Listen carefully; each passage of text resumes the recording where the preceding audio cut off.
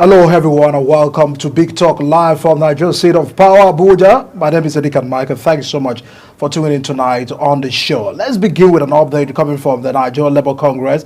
They're directing members and Nigerians to boycott telecommunication services from Thursday 13, 2025, which is tomorrow, following the implementation of a 50% telecom tariff. NLC said the boycott is expected to kick off just tomorrow between 11 a.m. and 2 p.m.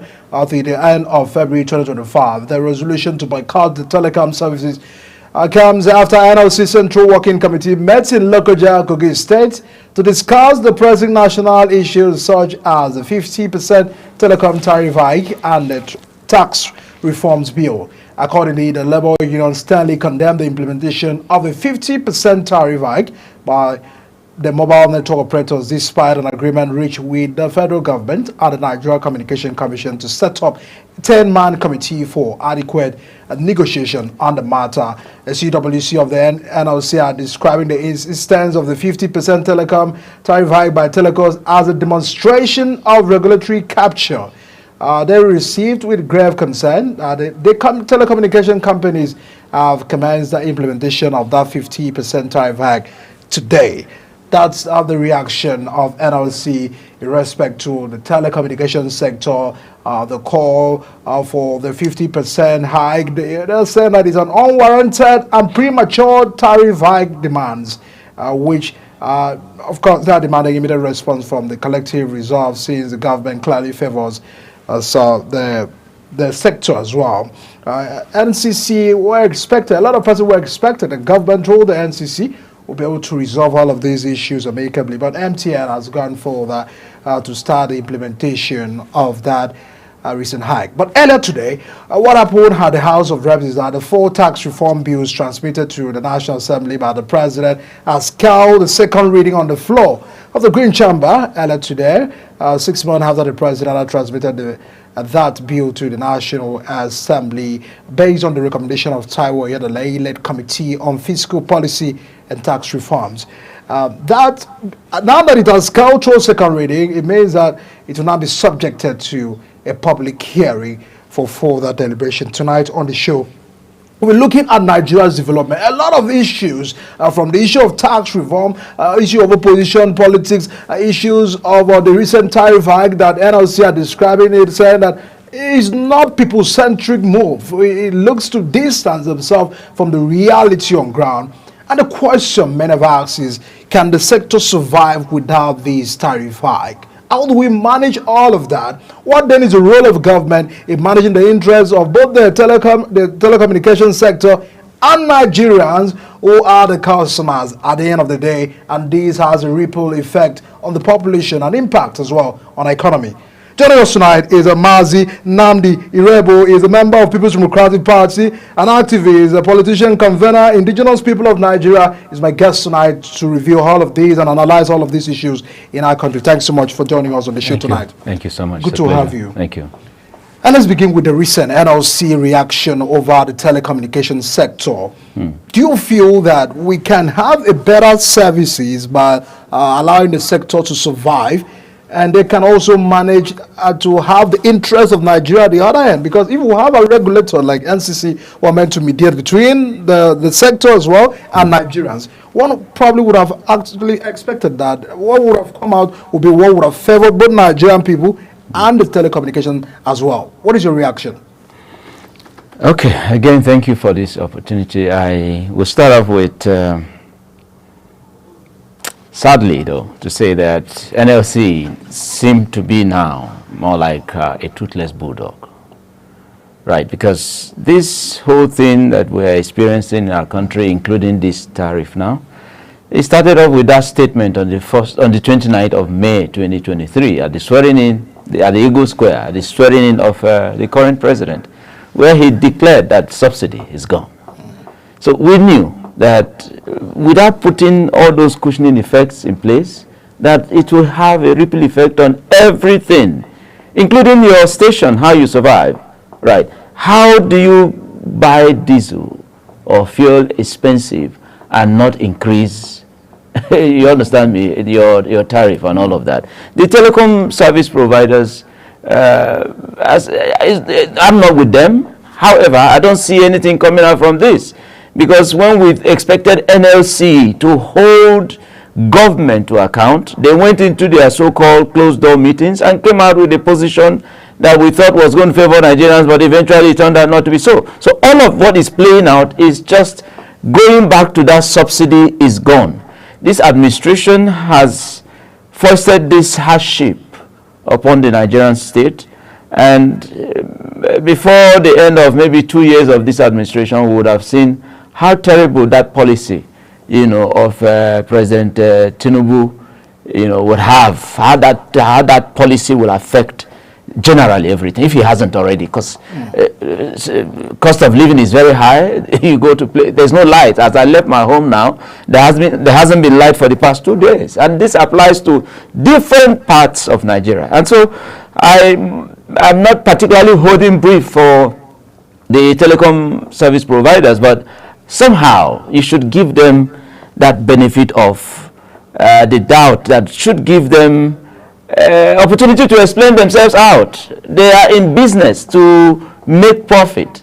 They are not some charity organization. So if the cost of production or cost of providing these services has increased, it's expected that they will look for a way to stay in business, and that's what's going on. So the NLC, sadly again I say, they have become more like. They should boycott MTN, Glo, and Airtel from tomorrow. How will that be? Are you saying that people who are in business, they should not subscribe at people who do business with these services, that they should go out of business because NLC said so? The same NLC that went in there and agreed with government that they are going to collect 70,000 naira, as monthly salary.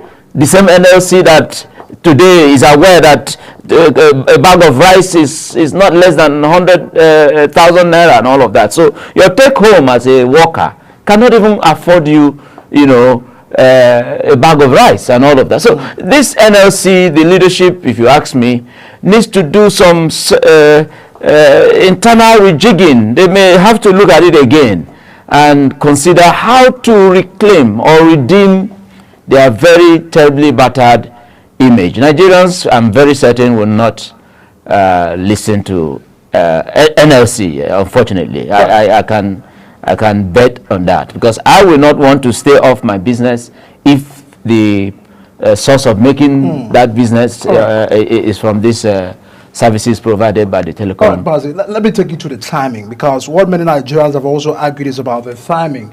NCC has to approve. If you look at even the issue of tax reforms, there are a lot of concern that timing is, should we pay attention to getting our economy better before we start tasking the people? Do you feel we can manage this issue and the heat of all of this timing together? Go back again. The timing of the removal of the subsidy. That's the genesis of all of this. You cannot take it back to. You must go back there. You must go back there. That is where all of these issues are coming out from. That very policy. But your party has supported subsidy removal. Your presidential candidate. Subsidy removal, yes. By the way, 2023, I didn't support my candidate. That is the party, PDP. I didn't support him. I supported. I'm obedient, even as a member of PDP. I am obedient. I supported Peter Obi, and yes, my candidate, Peter Obi, of course, declared clearly that he will remove subsidy. But he didn't say it was going to be at the Eagle Square during his swearing in. There would have been basic things, right? Remember in 2012, when President Goodluck Jonathan was going to remove subsidy, there were things he put in place. That was when Shopee was formed, and you could see how that consultations were going on, to address some of the concerns that Nigerians had and all of that. So, but this same president led the protest against that very subsidy removal, all right? Even when that one had a plan. This one had no plan, and then just came, declared subsidy is gone. And since that declaration, the Nigerian state has never recovered from that, because the economy, every day as we're going, you understand me, you could see the pressure on the economy. So those who, and then of course taxation, the government is more like a tax master. right? This one is deliberately about it and doesn't care if we have to maybe submit strands of our hair just to be part of the survival means that the government has foisted on the Nigerian state. So it's just simply a case of the government in power now had no plan and declared or foisted on us this level of hardship. So are you arguing with the government? That is just what the issue is. That subsidy is gone. There was no plan. And up till now, is there any plan? You feel the reforms of this government? Is there any plan up till now? Have you seen all those promises made? CNG buses that were going to be provided and all of that. Have you seen them? No. So there's no plan. It's the government. And they keep just amassing, and the corruption is eating deep by the day. Look at what just came out at the revelation we got from CBN, I think, yesterday. How that two consultants, one of them earned 50 million naira per month. The other earns 35 million naira per month. Under this same very harsh economy. And you wonder to what end? This government is just inept. This government has no plan, has no clue. And in fact, all the names that they gave to the government of Jonathan in 2013, 2014, they called him clueless. This is the most clueless government that we have seen since the democracy came back in 1999. So you feel all of the reforms by this government are not taking Nigerians towards... There's no plan. No. There's nothing like... See, would you also say, because they said they inherited a bad economy. From who? Do you feel that this government can fix all of the problems? Who did they inherit the bad economy from? Is it not the same APC? Buhari was there. PDP also destroyed the economy. Okay, if destroying the economy as they claim by PDP, when they came into power in 2015, dollar was less than 200 naira. Wouldn't you rather we go back there? That destroyed the economy. If they say PDP was corrupt, at that time a bag of rice you could afford it for 8,000 naira. Wouldn't you rather go back there? If they say, oh, the PDP government ruined the Nigerian economy, at that time, for goodness sake, by every means, every indices available, the PDP government had plans working, in favor of the Nigerian people. This one, of course, when they were plotting to take power, they just plotted to grab power. There was no plan. And up till now, there is no plan. The only thing they have as plan is how to subdue us, to even make Nigerians, even when you now protest against the hunger, the acute hunger in the land, they criminalized it, criminalized protest. This is the same people who said they are Democrats, who said that during the military government and all of that they were the ones that were in charge of engaging the military and all of that. They have so stifled every form of freedom of expression in our country. So whenever they make those excuses of, oh, they inherited a bad economy and all of that, you just wonder, from who? Buhari, yes, ruined the government, ruined the economy, but that is the APC government. Governance is a continuum. At the time Buhari was ruining the economy, the current president was the national leader of APC. Probably he said he didn't have any hands within that government. National leader of APC. Are you kidding me? National leader of APC, who single-handedly, according to him, he single-handedly made Buhari president. He single-handedly chose the vice president then. So the national leader of APC. So now that he is the president, do you feel that from all indications and the direction that he's taking us to, things might not get better? You see, like Peter Obi would say, you can't jump in from the window to start cleaning the house. You can't break in. This is the grab power. Remember the way he got here. He told his supporters, grab it and run with it. They grabbed it and they ran with it. Now, so your party were not strong to also grab? No, we don't do grabbing. That is why grabbing, because that is why the name of our party is grabbing by what Democratic Party. Grabbing by what they means is that the people, the people probably had supported him for. No. We know this is not a courtroom. No. Clearly, we know what transpired. Let's do with facts. We know the facts are there. We know what transpired during the election. Let's do with facts. All his supporters, of course, are all the polling units where they were in charge. We know how they, more like. Took over like thugs. Thugs were all over the space, right? They grabbed it. And today, like I said, they are there now, and there's nothing to show for it. And what is even most annoying is that while this ruining is going on, while the ruining APC is destroying our country, they are even warming up to take over the space again for 2027.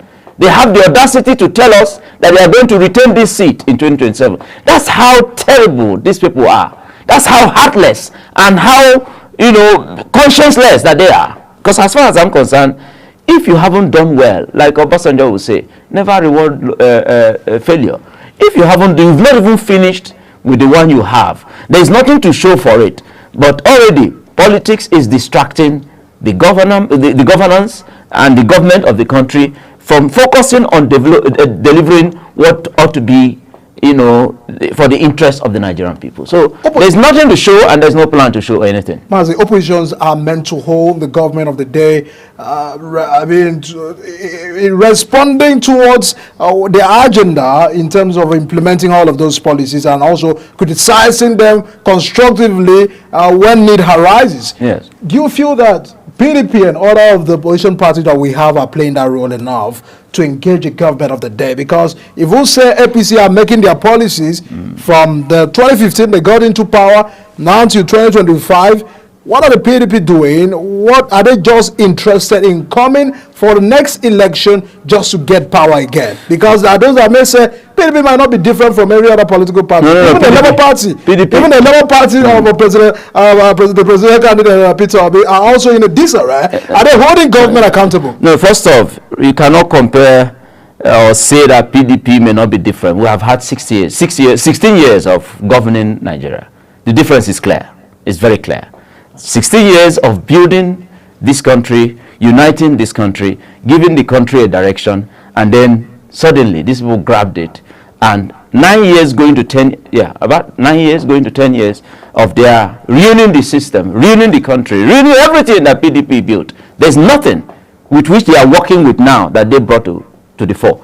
Even the institutions, EFCC and all of them, it was all PDP. So indeed, it was PDP who gave balance, who gave direction to the country. Now, are we doing the opposition thing as we should do? Well, the party made a mistake in 2023, because that was where the party, got into this situation that it's found itself today. The party ought to have read the body language of the system, of the society, of the Nigerian state, and zoned the ticket, the presidential ticket to the southern Nigeria, particularly to the southeast. But it failed in doing that, and that's what PDP is going through today. The crisis in PDP came simply from that very mistake that the party made. But are we going to get through? Are we going to survive this? Are we going to eventually come through for Nigerians? Oh yes, because it's politics anyway. So, because the people who are in PDP are not aliens. They didn't come from any, they're Nigerians like you and me. We're all part of this, right? So, we shouldn't expect that, some group of people that came from another planet are members of PDP. No, they are Nigerians who are part of the very excruciating state that we found ourselves in the country today. Is the government of the day attempting to stifle the voice of the opposition? Yes. Very clearly so. They are not kids, they are adults. I'm sorry? They are not kids, they are adults. How do you mean they're not kids, they're adults? Those are problem.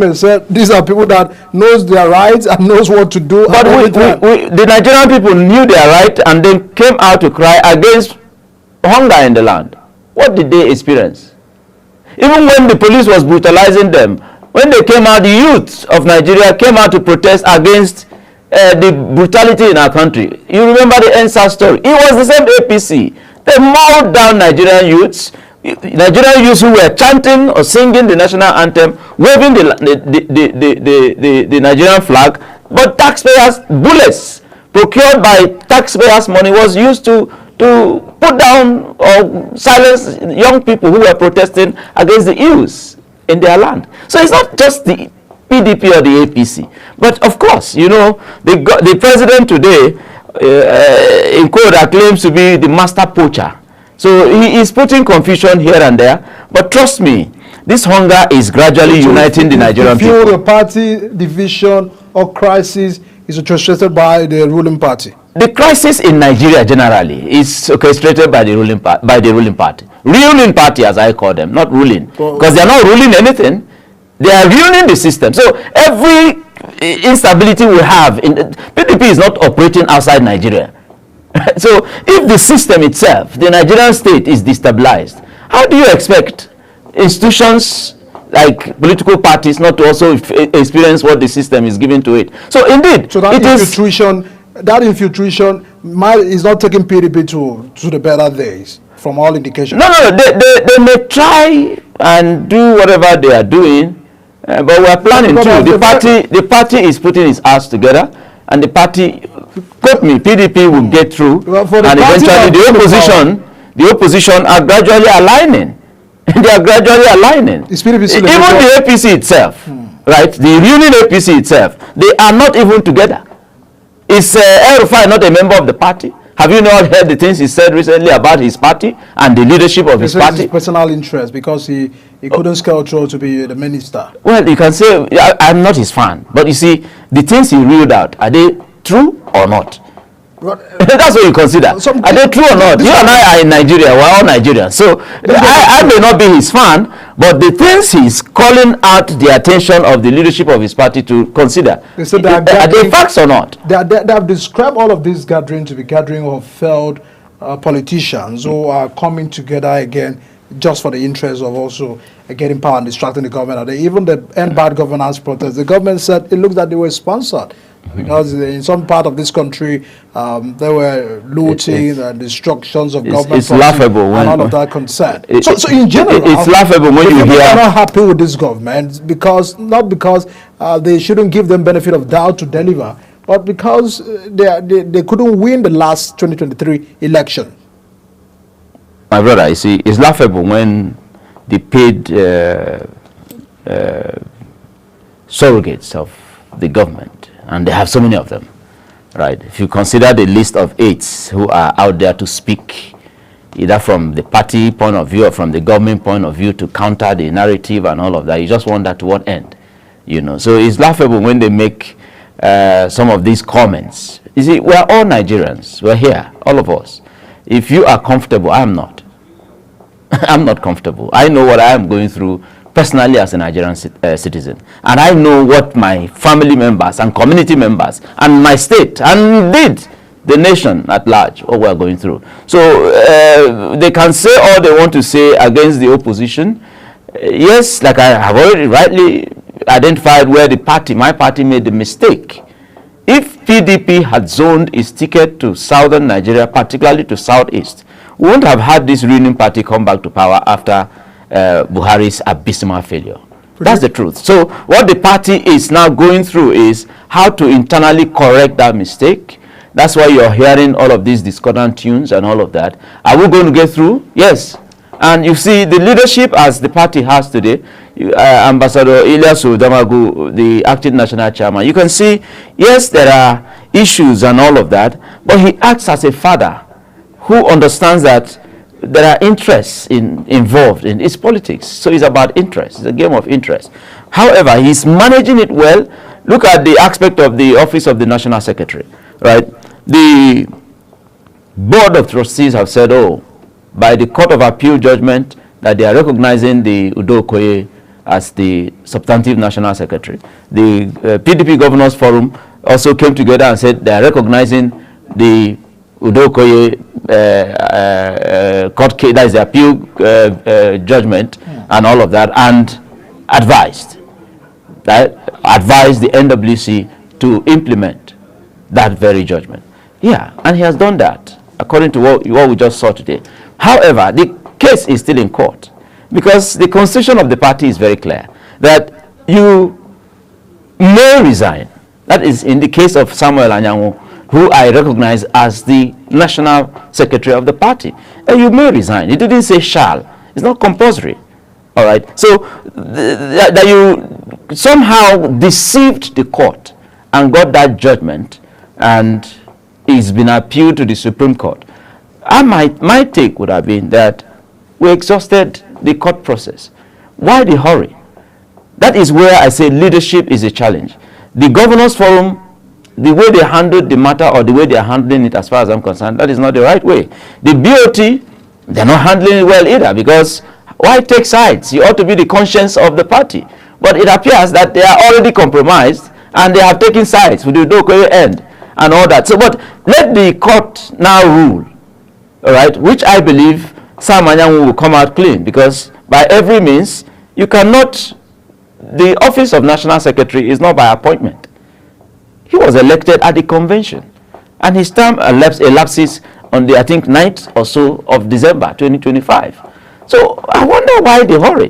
Why couldn't we just wait? Because by October, September, we'll begin to plan for convention and all of that. But alas, it's politics, so right? So everybody is shopping for one interest or the other. That's what's going on. So matters of political parties in the courts, don't you feel that some matters are supposed to be resolved within the party? That's why I said leadership, because PDP before the infiltration of this fifth columnist, to the party, the PDP as a family had always had ways of solving issues internally, discussing and agreeing amongst themselves to sort whatever challenges or disagreements they may have. But the fact that this very particular case, for instance, and Sam Anyanwu is not the first person who occupied party executive position and still vied for elective office in his state. We had the case of the current deputy publicity secretary of the party who sought to become governor of Kebbi State. He didn't get it, and he reverted, as provided for in the constitution. He reverted. He's still the current deputy publicity secretary of the party. Yes, Abdullahi. Then we also had the case of the current governor of Taraba State, right, who was the state chairman, PDP chairman in the state at the time he contested to be governor. He was still the chairman when he won the election. It was until he got sworn in that seat was declared vacant. So, and I wonder, what then is the difference in the Sam Anyanwu's case? We have had governors whose opponents took to court. For instance, the Plateau State governor, he lost at the appeal court, at the tribunal, lost at the appeal court. He didn't vacate the seat. They had to wait for him to exhaust the legal process until the Supreme Court ruled, and he retained that seat. So what is what is special about the Sam Anyanwu's case? The case is that it's a proxy war.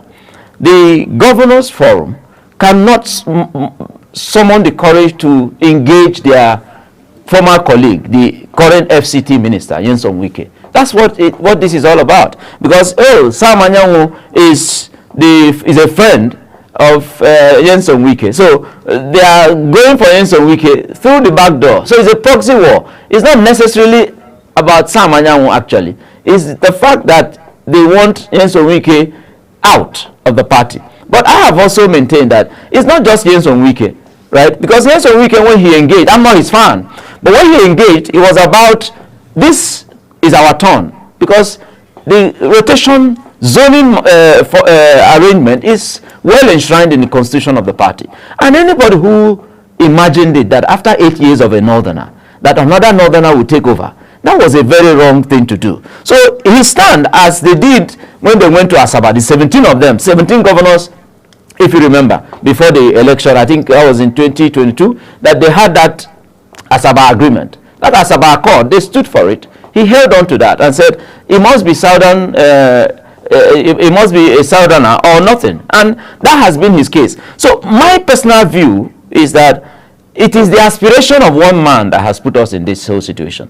It's still his aspiration, actually, that ousted PDP out of power in 2015 when he led, that is Atiku Abubakar now, when he led the 5 governors to form the that is the new PDP, if you remember 2014, when they formed the new PDP with which they supported or joined the merger with the CPC, ACN, and some faction of APGA and the AMPP to now form what we know today as APC. It was the same Atiku Abubakar's ambition that got the party into the confusion it found itself at that time. The same thing played out because in 2018, PDP zoned the party ticket to the north. No Southerner purchased expression of interest form or nomination form in 2018 for the 2019 contest. But in 2023, when it got to the turn of Southern Nigeria, it was thrown open because of the aspiration of Atiku Abubakar. That's also what's playing out now. He's coming out again to say he wants to run. Run! What's the problem? Oga, you've been running for since 1992. You've been contesting for this position. Are you the contestant general of the federation? It is time that he draws, calls it to a halt here and allow the common interest of the Nigerian people to come to the fore. That is what it should be if he's truly a leader. But do you feel if he had won the election under the 2023 election, we would have performed better? He couldn't have won. Better No, he couldn't have won. He couldn't have won. There was no way he would have won. But he became second. Well, according to the INEC declaration, Peter Obi, as far as I'm concerned, won the election. But INEC declared who they declared. And the court has ruled. So it's okay. Let's move on. But Atiku couldn't have won that election. Because even, okay, for you to even wonder if he's truly, sometimes I wonder if we were not overrating Alhaji Atiku Abubakar. What was wrong with you have become the candidate of the party, and the G5 governors, right? Just like in the case when you let 5 governors out of the party and a sitting president lost. Now the G5 governors were saying to you, Oga, we cannot have the candidate come from the north, and the DG of the campaign come from the north, and the national chairman of the party come from the north. You have to balance it. We don't want this national chairman, he has to come from southern Nigeria. A smart leader would have just done the right thing, called the attention of the national chairman and balanced it. But alas, he was too sure that, because then the Buhari presidency was supporting him, so he was so sure that he was going to win the election, and that's how he lost it. So I think sincerely that we need to understand the real issues in the PDP. It's not necessarily that the opposition is not together, but the 2027 contestation is on already, and that is why you're seeing the various interest groups, engaging the system, and the PDP will get or come out of this. So do you feel Mr. Peter Obi can return back to PDP? That's my prayer. He's my leader. I call him often to persuade him, to convince him, to talk to him. He may not necessarily come back, but forming an alliance with PDP is necessary, because Labour Party cannot do it alone. In fact, Labour Party, we know, is in shambles, right? Because the leadership... That recently presented ticket for him again. Well, it's not automatic yet. So, and with them alone, you cannot trust this group of sharks that I've seen, people who are already easily available for compromise. You cannot trust them. So there's a need to deliberately form alliance with the most formidable political party in Nigeria since 1999, which is the People's Democratic Party. There's a need, that's his home, and if possible, come back with the obedient community, and PDP will win. So if Obi is fielded as the candidate of PDP in 2027, Jagaban is gone. So you feel if all of these major works, they can defeat President Tinubu? Jagaban is gone if Obi is the candidate and supported by other Nigerians, because he is clearly, you know what happened 2023 right. In less than 9 months. We could see what it will be, with the youth of Nigeria, what they were able to do. The trouble politically within PDP and Labour Party might not even allow it. I don't know about Labour Party, but you see the trouble, the challenges in PDP, we are going to go through it. And come out stronger. Abu is also challenging Labour Party. That's why I said I don't know about the Labour. I'm not a member of Labour Party, but you see and Obi is not particularly about Labour Party. Obi's force is the obedient group who are members of various political parties. There are obedience in every political party in Nigeria, because who are the obedience? People who want to see a new Nigeria, a better nation, a nation where things work, a nation where production is more focused on than consumption. That is who the obedience are. We want a better nation, and we deserve better than what we're getting. So the Obi movement is beyond any political affiliation. Right. It has nothing to do with PDP, APC, or any party at that. Obedience want a better nation, and they have identified with the Obi consistency in character, the Obi philosophies, and the Obi policies and vision for the nation. So because clearly he is the man to beat. Right. He is the man to beat. Well, the people always decide all of that. But everyone, we'll be going to on a very quick break, and once we return, we'll be looking at the Senate consideration of the 54.2 trillion naira 2025. How can Nigeria work? What should we do? Where should the direction of government be focused on in getting our country on the right path across all sectors? Even before we start having a conversation towards 2027, how can Nigerians survive now until then? We'll look at that after this break. Please stay with us.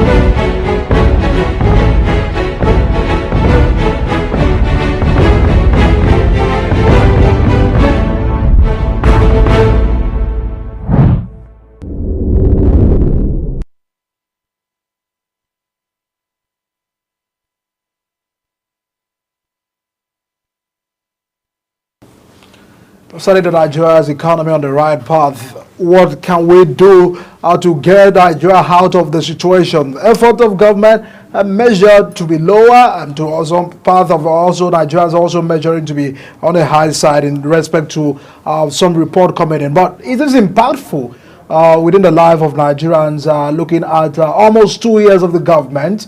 What and which direction should be the attention of this government and all of those concerned? What should they do to get where we are today to somewhere better off than where Nigerians were yesterday? I still have Mazi Nnamdi still with us here on the show. I mean, you always want Nigeria to survive, even before we talk of the next election, because yes, in as much as politicians are always interested about the next election, leadership, governance, development and survival are the extent why we have government in place. So democracy, dividends of democracy must be felt. But in all of these problems, all of the issues of leadership, because leadership issue in Nigeria, I mean, we cannot really say we've really gotten it right. Many will continue to criticize, many will continue to condemn and all of that. But there should be where we are finding a path to progress. What should be your concern? If we have over 54 trillion naira budget for 2025, do you feel that if that is well implemented, lives can get better? What is your concern about that? Who will be implementing this? Is it the same people? These people have no plan to implement anything. They just want to amass more wealth. They want to gather more riches for themselves. The war chest is what is being gathered. You can see that it was 49 point something trillion, and then from nowhere we now got additional 1 point something trillion naira to achieve what really? I'm not expecting any miracle from the Chief Tinubu's administration. I'm not expecting. So looking at the petroleum sector, when they had removed fuel subsidy, and they said they want the free market, so we now have Dangote refinery, we now have NNPC running, so the prices have dropped from over 1,000 plus that it was to 965 naira. As far as I'm concerned, until it drops to where it was when they came to power. Well, it can't be the same under subsidy removal. So why are we, excited about what policies they are bringing if we cannot come back to what they met, what they condemned? At the time, it was at that level. They condemned it. They said we were killing Nigerians. So removing subsidy, but fuel price can still be the same, the basic economy. Well, that's why I said if certain things were put in place, right, the effect of that removal won't be felt the way we are feeling it. If you never took that action then, or that decision then, when would have been the better time? Well, you see, like I said, after he became president-elect, right, he had time. He had time to now put plans in place, knowing that from day one that he was going to do what he did. But he slept. He was carried away in the euphoria of, oh, they have captured power. And suddenly it was given to him, and then he declared what he declared. Now you ask yourself, if this leader were even leading by example, right? For instance, if Peter Obi were the president of Nigeria, you will see it by example. The over-bloated cabinet that he has, the unnecessary acquisition of this and that, to achieve what? So it's about the budget. If you check all of it, most of it is for them, the ruling class. There's nothing majorly focusing on the interests of the Nigerian people. It is this same government that came in with a white elephant project, which we will find out eventually, 15 point something trillion naira, the coastal highway project, without any appropriation from the National Assembly. And yet, we're quiet. We're like a conquered people. Like a conquered people. So, and they are so arrogant about it. They don't care. Look at when the tax reform thing was brought, and governors who represented the interests of their people were complaining about, and the man arrogantly said he has come to stay. Because the National Assembly as we have today is not just a rubber stamp assembly for him. It's more like a branch of the executive arm of government. Because clearly everything they bring is already approved even before it comes to either the Senate or the Green Chamber. So by every means, there is nothing I'm expecting from this government. So at the end of 4 years, we would have known how terribly, But for the sake of this Nigerians- government for the had sake of taken this For the country sake of back. Nigerians, it won't get to that level. No, Because it's not about the sake of Nigerians. And the Nigerian people should also realize that their destinies are in their hands now. They don't care. They don't care about us. They don't care. The earlier we realize it, the better. And that is why the opposition, irrespective of political party, needs to really come together. Even members of his party are lamenting. Even if you say, oh, is it a regional thing, it's not even about Southwest. It's not only appointing particularly Yoruba people, but appointing those who are loyal to him. If this government meant well, after politics, right, I thought an experienced politician as Chief Tinubu would have had a way of bringing all best of Nigerians, irrespective of their political affiliation, just for the good of the Nigerian state.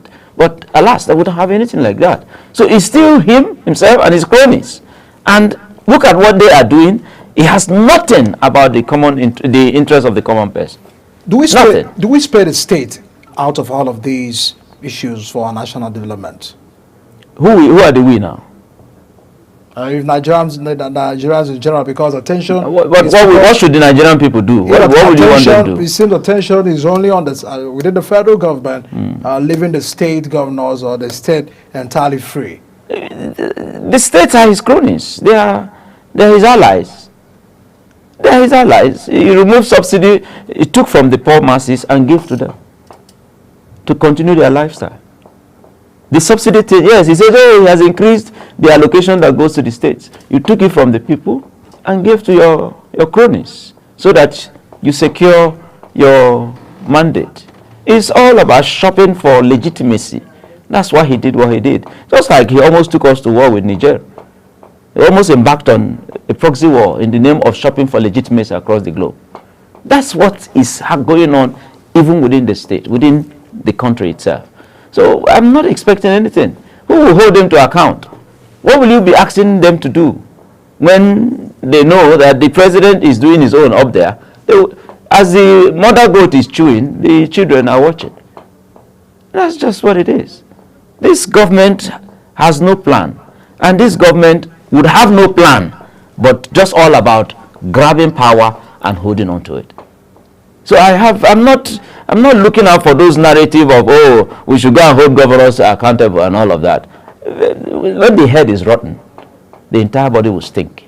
That is what Abiola said a long time ago. The head is rotten. So there's nothing anybody should expect to happen differently in the states.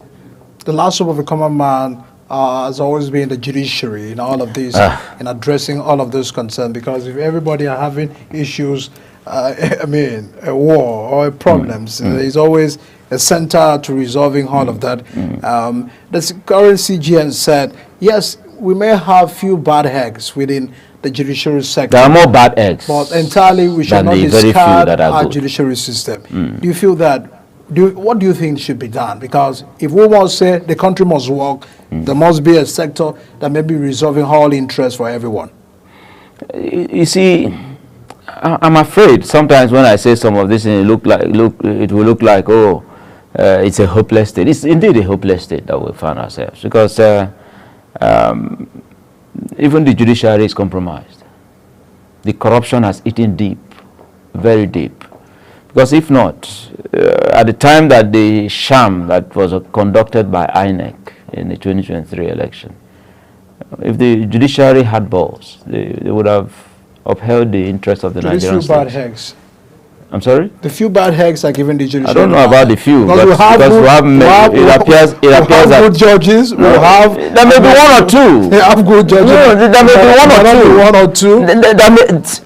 But from what we see, even going by the book written by Dele Farotimi, there may be one or two, but the institution itself is swimming in corruption.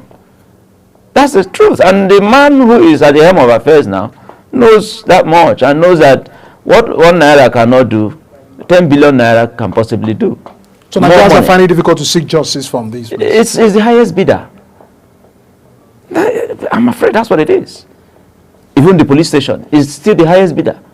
Justice in our country is for the highest bidder.